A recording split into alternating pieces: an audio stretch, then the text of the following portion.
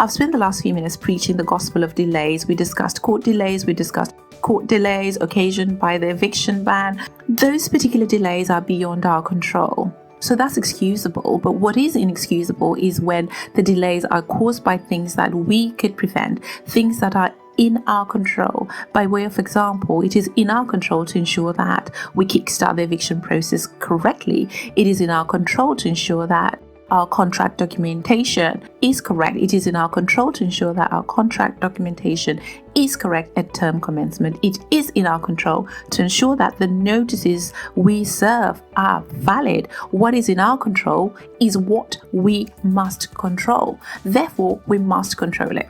Okay?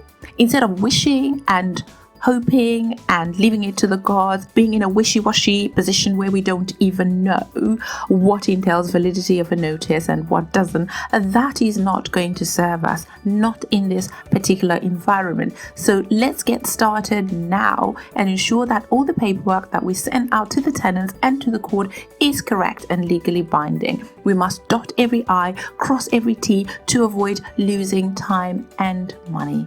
Can you imagine serving a notice and then 6 months later, when you want to issue court proceedings, finding that that notice is invalid? That would be far from entertaining.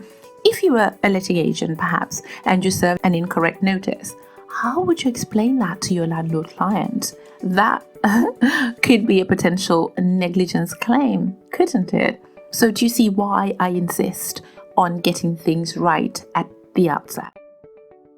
Hey, it's Julie Condliffe. Thank you so very much for joining me today on the Creative Legal's Property Investment Platform.